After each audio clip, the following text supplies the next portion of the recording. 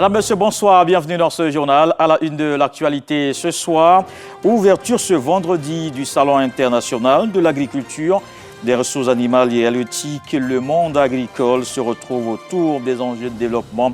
Le Sahara présente des opportunités d'investissement.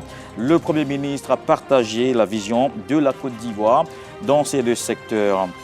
La Côte d'Ivoire qui salue un parcours exceptionnel. Audrey Azoulay, directrice générale de l'UNESCO, élevée au grade de commandeur de l'Ordre national, cité hier lors de la remise du prix Félix Houphouët-Boigny pour la recherche de la paix. Elle se réjouit de la bonne collaboration entre la Côte d'Ivoire et l'UNESCO pour la promotion de la culture et l'éducation. Plus de 4000 pèlerins ivoiriens déjà en Terre Sainte, entamé le 17 mai dernier. Le programme de voyage se poursuit. Le 11e vol du contingent étatique est arrivé à Médine. Les pèlerins vont y passer 3 jours. Cette ville abrite la noble mosquée du prophète Mohammed. Des poursuites judiciaires sont désormais possibles. En République démocratique du Congo, le Sénat a voté hier la levée de l'immunité parlementaire de Joseph Kabila. L'ancien président est accusé par la justice militaire de complicité avec la rébellion du M23. Le Sahara 2025 est ouvert depuis ce vendredi au Parc des Expositions. C'est un rendez-vous de nombreuses opportunités pour les acteurs du monde agricole. Le Premier ministre Robert Beguele-Mambé a représenté le président de la République à la cérémonie d'ouverture. La Chine est pays invité d'honneur. Jean-Luc Gbangbo, Zakaria Traoré. Ambiance de fête à Port-Boué. La salle polyvalente du Parc des Expositions affiche complet dès les premières heures. Jeunes, élèves, étudiants, agriculteurs, investisseurs, tous convergent vers ce rendez-vous biennal du monde agricole, le Sahara, qui ouvre ici sa 7e édition. Sur les stands, les exposants se déploient. Plus de 1000 entreprises attendues pour une affluence record estimée à 500 000 visiteurs en 10 jours. Objectif, valoriser les savoir-faire, capter des marchés, nouer des alliances.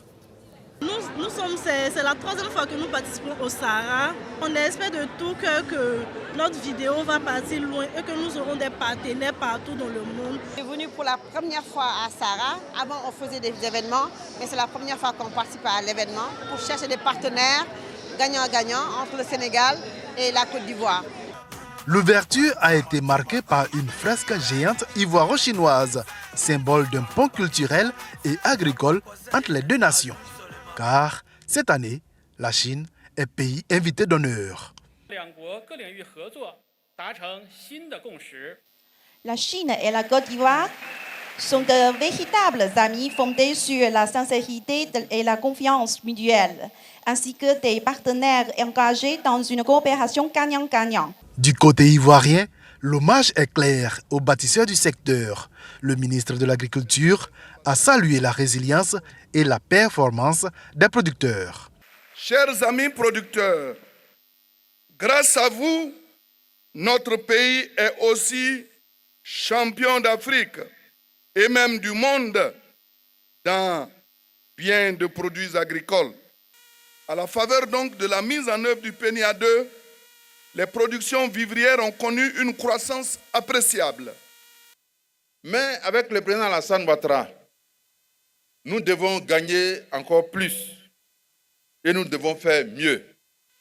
Nous en appelons à la perspicacité des investisseurs pour détecter les nombreuses opportunités qu'offrent l'agriculture, les ressources animales et halieutiques, l'économie verte et les ressources en eau de notre pays, afin que ces investisseurs lient avec notre pays un partenariat solide sur plusieurs générations.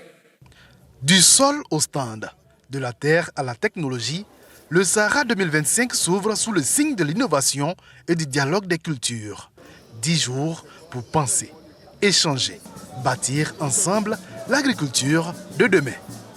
Le développement donc du monde agricole, l'eau potable aussi pour les populations au cœur de la politique du gouvernement, construction d'un château d'eau de 5000 m3 et réhabilitation d'un second de la même capacité. Abobo bénéficie de travaux d'amélioration de la desserte en eau potable. C'est le fruit de la coopération ivoiro-espagnole d'un montant de plus de 14 milliards de francs CFA.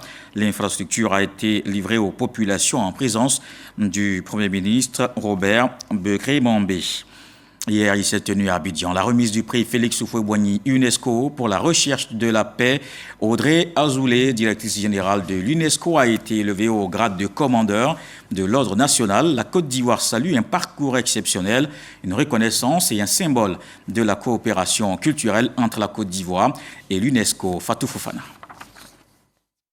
Le prix UNESCO Félix Houphouët-Boigny pour la recherche de la paix 2024 a été attribué à Antonio Luis Santos da Costa, ancien Premier ministre du Portugal et actuel président du Conseil européen. Cérémonie solennelle, également moment de brassage culturel. Le lauréat du prestigieux prix a symboliquement reçu les attributs de chef de la communauté Tchaman. Devenu donc fils de la Côte d'Ivoire, il se prénomme désormais Gouda, entendez homme de paix. Prénom également porté par l'ancien chef du village de Cocody Village. Autre temps fort, la directrice générale de l'UNESCO, Audrey Azoulay, honorée par la Côte d'Ivoire. Elle a été élevée au grade de commandeur de l'Ordre national par le président Alassane Ouattara. Distinction reçue des mains du grand chancelier de l'Ordre national Ali Koulibaly en reconnaissance à un engagement culturel fort auprès de notre pays. Notons que la patronne de l'UNESCO a aussi remis ce jour au président ivoirien le certificat officialisant l'inscription de l'Atiéké au patrimoine culturel immatériel de l'humanité. Dans la région de Gbeke-Abouaké, le ministre d'État, ministre de la Défense, Téné Birahima Ouattara, inaugure le centre de santé médicale et l'hôtel des armées situé au sein de la 3e région. Ces infrastructures contribuent à la modernisation de l'armée ivoirienne. 4,5 km de bitume également réalisés. Kader Sogodogo. 6 bâtiments, urgence médicale, bloc biologie et cabinet dentaire, consultation, administration et hospitalisation. Voici le nouveau visage du centre médical des armées de la 3e région militaire de Bouaké. Le centre médical des armées de la 3e région militaire est pourvu d'un plateau technique de référence. Dédié à la santé des personnels et de leurs familles, il étend également ses prestations aux populations riveraines, contribuant ainsi à resserrer les liens entre les forces armées et la nation. Ce n'est pas tout. L'hôtel des armées, il est situé en face du centre médical. 2 infrastructures majeures qui traduisent l'élan de modernisation de l'armée ivoirienne. Ces ouvrages, qu'ils relèvent de l'infrastructure bâtie ou de l'aménagement routier, incarnent une volonté résolue, celle de rehausser la condition militaire à la mesure des sacrifices consentis. Ce que nous bâtissons aujourd'hui est un legs pour les générations futures. Pour une mobilité parfaite, la 3e région militaire de Bouaké a bénéficié de 4,5 km de voirie bitumée. Pour le ministre d'État, ministre de la Défense, Téné Birahima Ouattara, la consigne est claire. Le centre médical que nous réceptionnons aujourd'hui est un édifice de proximité. Il vient combler un tant soit peu le vide laissé par l'ancien hôpital militaire de Bouaké dans le soutien médical de nos hommes et des populations vivant dans le Béquet. Je voudrais donc demander à nos médecins et à l'ensemble des personnels appelés à exercer dans ce centre d'en prendre grand soin. Ils doivent faire en sorte que les patients militaires ou civils qui fréquenteront ce centre ressortent d'ici satisfaits de la qualité des prestations et de l'accueil. Pour notre part, nous prendrons toutes les dispositions à l'avenir pour continuer à améliorer les plateaux techniques de ce centre et renforcer ses ressources humaines afin d'en faire une référence en matière de santé. Tous ces travaux ont été réalisés sur 2 années. La visite des lieux a permis d'apprécier la qualité du travail. De Boaké, allons à Bruxelles. On s'intéresse maintenant à la réunion ministérielle sur le multilatéralisme entre l'Union européenne et l'Union africaine. Au centre des discussions, la paix, la migration, la gouvernance et surtout les relations commerciales. Le ministre du Commerce et de l'Industrie représente la Côte d'Ivoire à cette table ronde. Souleymane Diarra-Souba a plaidé pour une véritable réforme sur ces questions. Lansine Bakayoko. Au cours de cette table ronde stratégique ici à Bruxelles, les échanges ont porté sur les enjeux majeurs pour l'Europe et l'Afrique. La paix, la sécurité et la gouvernance, le multilatéralisme, la prospérité partagée et la migration. Selon Souleymane Diarra-Souba, il y a nécessité à asseoir un multilatéralisme renouvelé, fondé sur l'inclusion et la participation active de tous les acteurs. Notre engagement, c'est pour le multilatéralisme, parce que c'est à travers ce principe, en fait, que les États africains, les États en développement pourront profiter des avantages et des bienfaits du système économique mondial qui se met en place. Il affirme qu'un multilatéralisme robuste, co-construit, permettrait de faire face durablement aux défis globaux tels que les conflits armés, les tensions géopolitiques, ainsi que les effets du changement climatique. La synergie des actions entre nos deux continents qui représentent environ 1,9 milliard de personnes, plus de 40% du système des Nations Unies, en se mettant ensemble pour toutes ces raisons que nous connaissons, des raisons historiques, nous pouvons peser lourd dans la balance. L'envoyé du gouvernement ivoirien à cette réunion de la capitale belge appelle à une réforme en profondeur des grandes institutions internationales, notamment les institutions de Bretton Woods, le Conseil de sécurité de l'ONU et l'Organisation mondiale du commerce. Il s'agit de garantir un système commercial mondial plus inclusif, plus équitable et résilient. Retour sur le continent au Maroc pour parler des défis du développement en Afrique. À Casablanca, l'ONG Nov-Afrique a organisé ce vendredi une série de panels consacrés à la question. Experts et acteurs du continent ont croisé leurs visions autour de problématiques clés telles que la gouvernance, l'investissement ou encore le rôle des diasporas dans le développement. L'eau, l'énergie et la construction des secteurs au cœur du Salon 3 en 1, une exposition qui ouvre ses portes en juin. Les organisateurs ont lancé l'événement lors d'une conférence de presse. Brouillapo Ahmed Sidoué, Ulrich Thibault.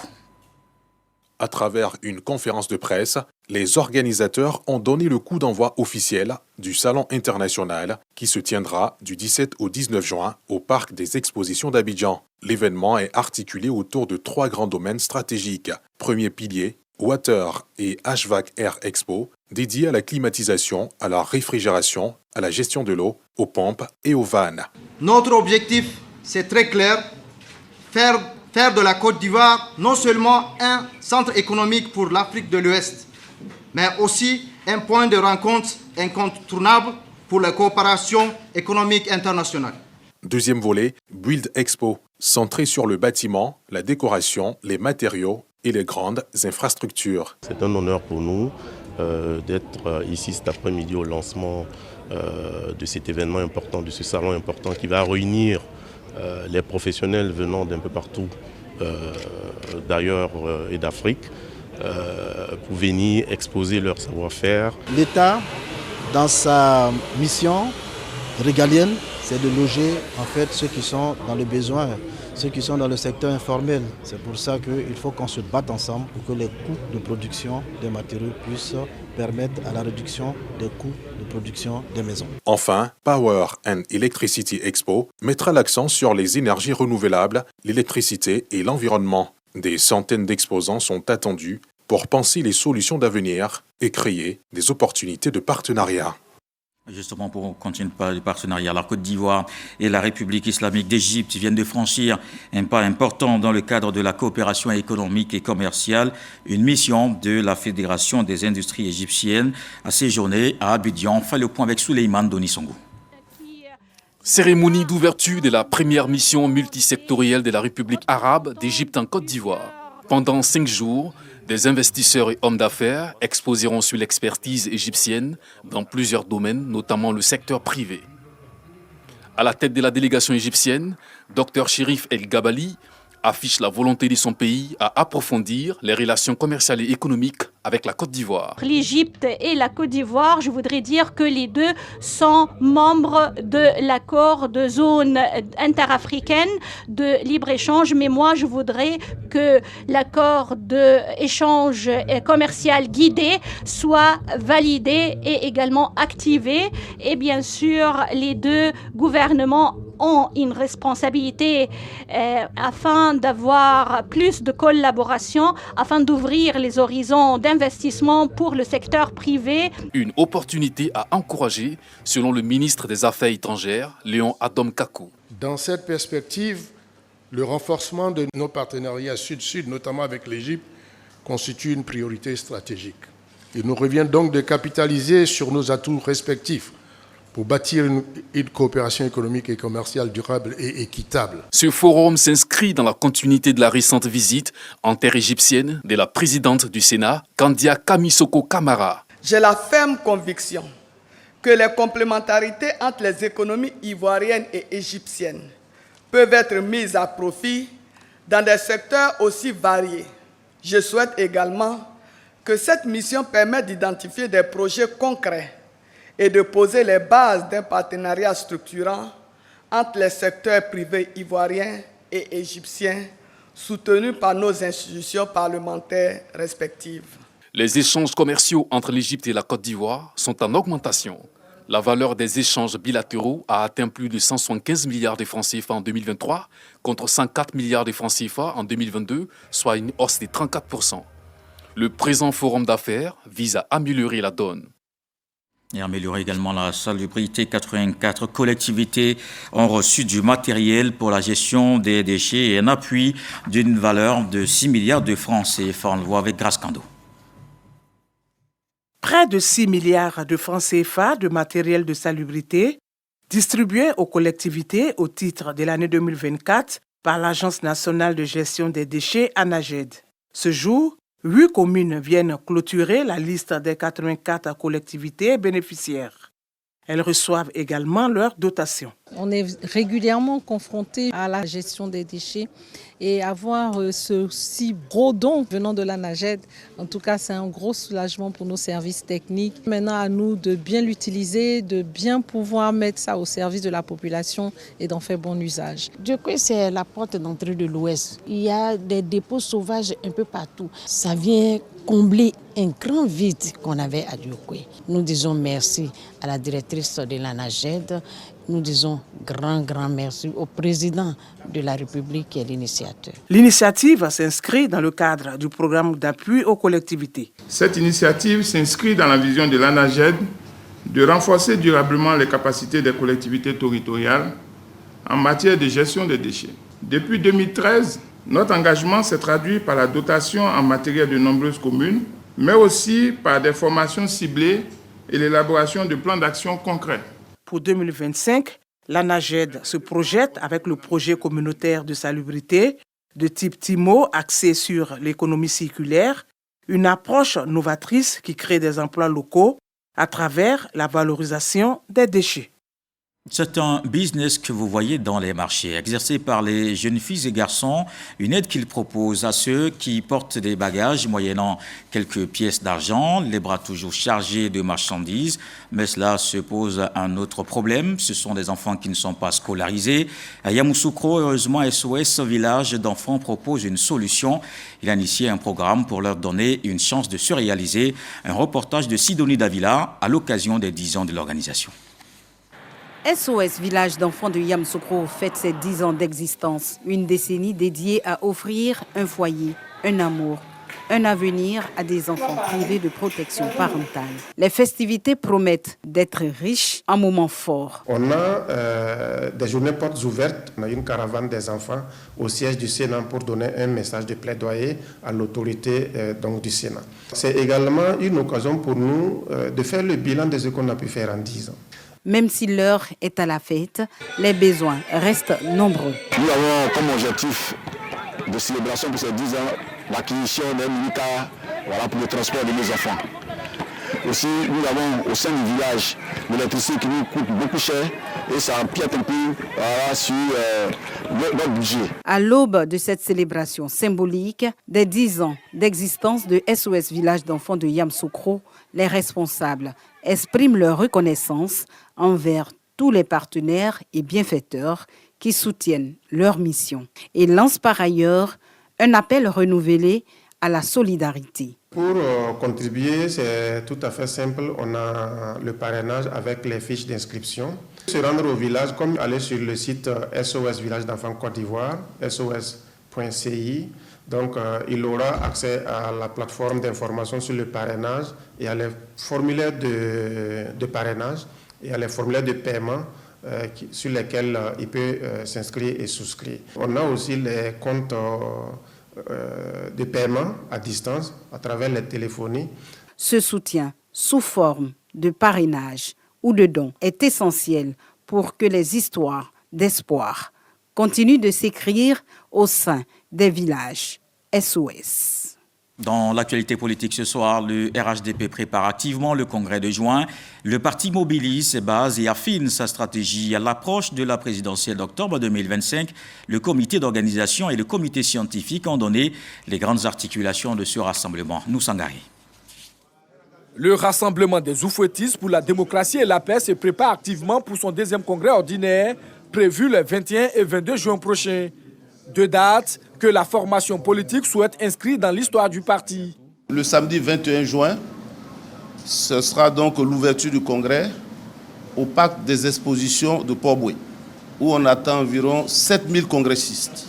Ce seront donc les secrétaires de section, les secrétaires de zone, tous les hauts responsables du parti. Donc ils vont se retrouver donc le premier jour. Le lendemain, le dimanche 22 juin, au stade Alassane Ouattara de Bempé, on va donc faire un très grand rassemblement d'au moins 70 000 personnes pour prouver que le RHDP, c'est vraiment le plus grand parti de Côte d'Ivoire. Retenez que c'est un congrès qui permettra, outre la révision des textes, d'élire le président du parti, de désigner notre candidat, le candidat du RHDP à l'élection présidentielle. Je voudrais simplement vous dire que c'est un congrès qui permettra de renforcer notre offre politique au peuple de Côte d'Ivoire et de sceller une fois de plus ce pacte de confiance, d'engagement et de sacerdoce pour la consolidation de la paix. En prélude à ce rendez-vous, le RHDP lance des pré-congrès éclatés dans les 47 régions politiques que compte le parti. Une manière de mobiliser la base, de recueillir les contributions des militants et d'impliquer toutes les structures dans les décisions à venir. À un mois de l'événement, le RHDP mise sur la mobilisation de sa base pour faire de ce congrès un tournant décisif dans sa stratégie politique. Le ministre Adama Diawara a rencontré les structures de RHDP à Yopougon. À cette occasion, elle a exprimé son soutien aux militants. Il leur demande de se préparer pour octobre 2025 à Métraoré. Pour la victoire éclatante du RHDP dès le premier tour de l'élection présidentielle d'octobre 2025, Adama Diawara sonne la mobilisation à Yopougon. Au cours de sa rencontre avec les structures de base de sa formation politique, il insiste sur l'importance de maintenir la vigilance et de continuer à convaincre les populations et autres indécis des actes du président Alassane Ouattara. Toutefois, il insiste sur 2 points, la paix et la sécurité. Il faut aller vendre, c'est le cas vraiment de le dire, vendre le bilan du président de la République, le bilan 2011-2025, qui se passe de tout commentaire, et ainsi que le programme de gouvernement 2026-2030, qui est plus qu'alléchant pour la population ivoirienne. Et je leur ai demandé également qu'au-delà du caractère développement du bilan du président de la République, il faut également insister sur le fait que depuis l'accession du président au pouvoir, le pays est en paix et les frontières de notre État sont sécurisées. Les départementaux, les structures spécialisées, notamment l'Union des jeunes, l'Union des femmes et l'Union des enseignants, les secrétaires de section, les délégués des zones ont pris part à ce rendez-vous qui s'est déroulé dans un climat de solidarité et d'engagement. Le coordonnateur adjoint RHDP de Yopougon a profité pour faire des dons symboliques. Nous savons que c'est un homme très généreux. À chaque fois qu'il a l'occasion, il vient à Yopougon rencontrer l'encadrement politique, les mains chargées. Nous sommes en période électorale, donc les défis à venir, c'est d'être mobilisé, c'est d'être vraiment sur le terrain pour qu'en octobre 2025, le RHDP puisse remporter la victoire. La jeunesse RHDP de Yopougon donne rendez-vous pour un giga meeting le samedi 24 mai à la place Figayo. En religion Hajj 2025, entamé le 17 mai dernier, le programme de voyage se poursuit.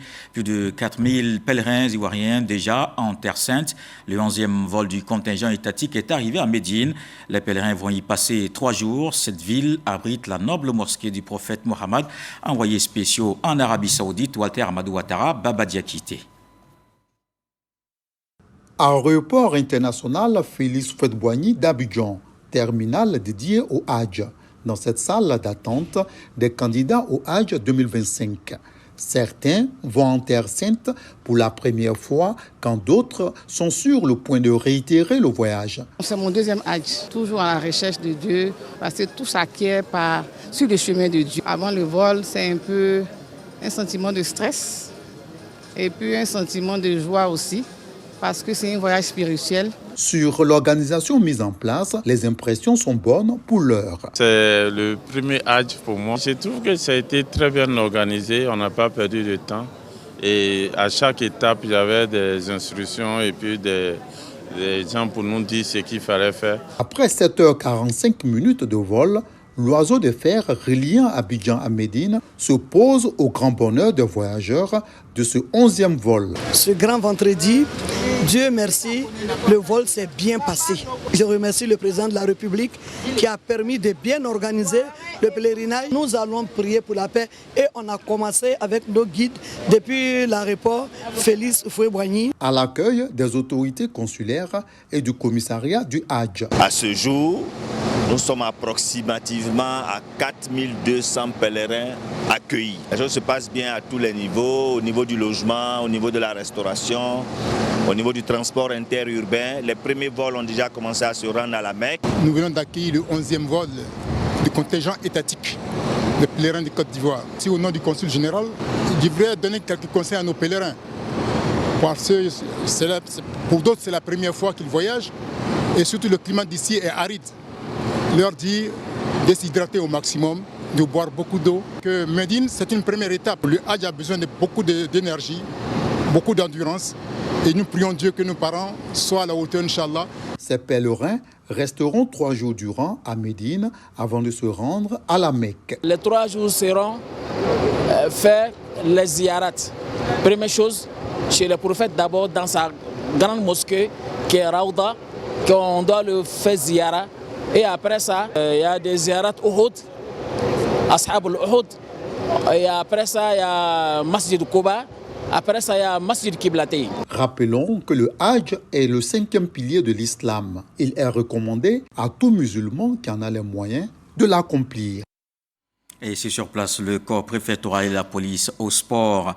Une séance tenue le week-end dernier avec à la tête le ministre de l'Intérieur et de la Sécurité, Vagondo Diomandé. C'est une initiative pour renforcer les liens avec les acteurs de ce département ministériel. Dans le reste de l'actualité en République démocratique du Congo, le Sénat a voté hier la levée de l'immunité parlementaire de Joseph Kabila. L'ancien président devenu sénateur à vie après son départ du pouvoir est accusé par la justice militaire de complicité avec la rébellion de l'AFC et M23. Des poursuites judiciaires sont désormais possibles. Le mois dernier, le ministre de la Justice avait saisi la justice militaire afin d'engager des poursuites contre l'ancien chef de l'État. Des proches de Joseph Kabila évoquent une déclaration du président qui vient de se faire. Le parti de Kabila est sous le coup d'une procédure judiciaire en vue d'une suspension, notamment à la demande du ministre de l'Intérieur. La Russie et l'Ukraine ont entamé ce vendredi la première étape d'un échange record de prisonniers. Côté russe, Moscou a annoncé avoir récupéré 270 de ses soldats et 120 civils. L'Ukraine a pour sa part récupéré le même nombre de militaires et de civils. Cet échange doit au total impliquer 1000 prisonniers de guerre. Il avait été convenu lors des négociations directes entre Russes et Ukrainiens à Istanbul, mi-mai. Les étapes suivantes sont attendues demain samedi et dimanche. L'échange de ce vendredi a été annoncé par Donald Trump qui pousse les deux belligérants à négocier pour mettre fin le plus vite possible au bain de sang. Et après 10 ans passés à la tête de la BAD, la Banque africaine de développement, c'est l'heure du bilan. Akiwumi Adesina est l'invité de l'émission RTI1 reçoit, une émission à suivre tout de suite après ce journal présenté par Hamza Diaby. Il est également diffusé sur Radio Côte d'Ivoire. Donc RTI1 à suivre juste après ce journal sur RTI1 et Radio Côte d'Ivoire. Voilà qui m'interne donc à ce journal. Merci de l'avoir suivi. Retour de l'actualité 23h. Ce soir, le sage nous apprend qu'on ne mord pas la main qui donne. Dieu le voulant, on se retrouve demain.